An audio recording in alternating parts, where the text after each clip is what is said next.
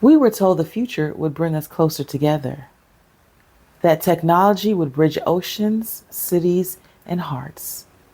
But somehow, in a world where connection is instantaneous, we've never felt more alone. Welcome to the loneliness epidemic. It's not just a crisis of emotion, but a quiet dystopia unfolding in plain sight. It's systemic isolation disguised as progress. Loneliness today does not look like an empty room. It looks like a crowded timeline, a phone full of notifications, a life full of likes, but no one to call. We have created a world of simulated intimacy where relationships are mediated by screens and real conversations feel intrusive. In many modern societies, especially in hyper-capitalistic and hyper-digital cultures, people are more connected than ever online, but more isolated in real life. That is not sad. That is engineered. Algorithms reward superficial interaction above and beyond real human intimacy. Housing, work, education, all those structures are increasingly designed to isolate us. Solo living is rising. Remote work is convenient, but it's often socially barren. The loneliness epidemic is also commodification of companionship. Think about it. Friendship and intimacy, they have been commodified. Dating apps, parasocial relationships, the new rent-a-friend services, and now AI companions. In dystopian fiction, a hallmark of control is the severing of authentic bonds and replacing them with synthetic alternatives. This is our real time experience. Deep reciprocal friendships built over the course of time through trust and vulnerability are now replaced by parasocial relationships with influencers and streamers and celebrities who don't even know you exist. Organic romantic connections developed through community have been replaced by the game of swiping through dating apps.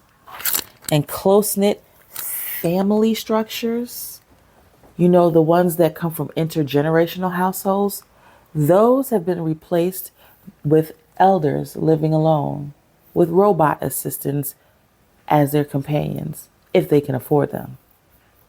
Now, I'm fully aware that sometimes that outcome involves traumatic family bonds and loving from a distance, but everybody?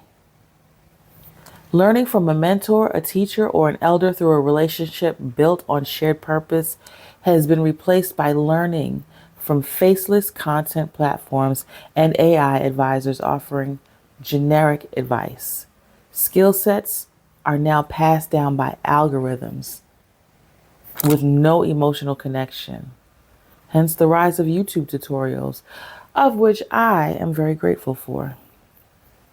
But think about it, there is no more a third space. Spontaneous random conversations in parks and cafes have been replaced by curated digital feeds where social media convinces you that you are a part of a community.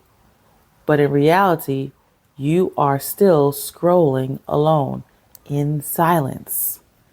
Children playing outside, bonding through playful imagination have been replaced with isolated screen time for emotionally stunted iPad kids. The loneliness epidemic is surveillance sans support. In Orwell's dystopia, we were watched. In Huxley's, we were numbed. Today, we are both. Our every click, our every swipe, our every scroll, all monitored, but no one truly knows us. Some of us don't even know who we are. No one shows up at your door when you vanish.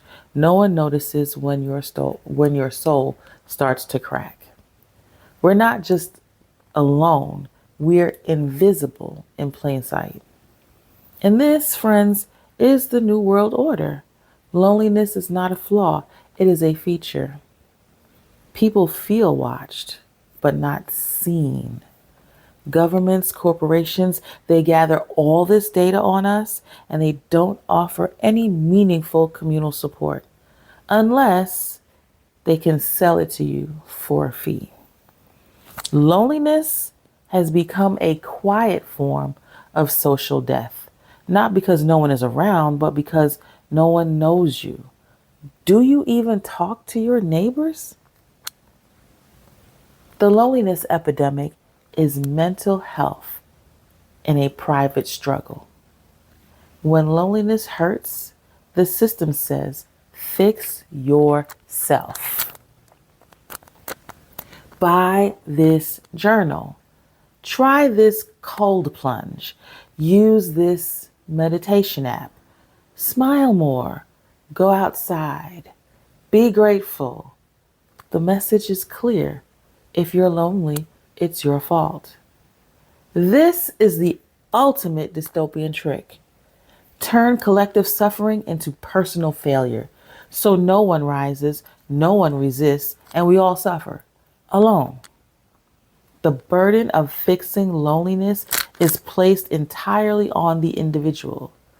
Go outside, touch grass, which I do say, and I do stand by that. They tell you to try harder, join a group, but they don't recognize the structural breakdowns of community spaces, affordability, and trust. In dystopias, suffering is often individualized to prevent collective uprising.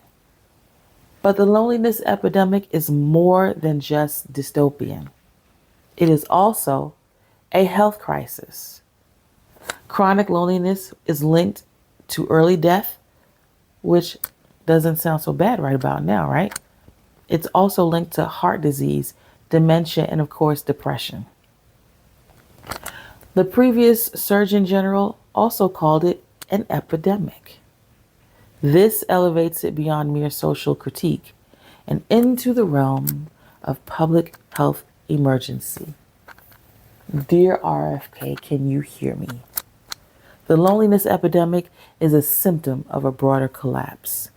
It's not the root problem, but it's a symptom of a culture built on hyper individualism, economic precarity, digital overstimulation, and declining trust in institutions.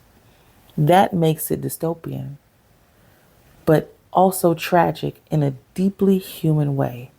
To be human is to be known, messy, vulnerable, real.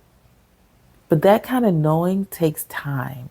It takes space, a third space.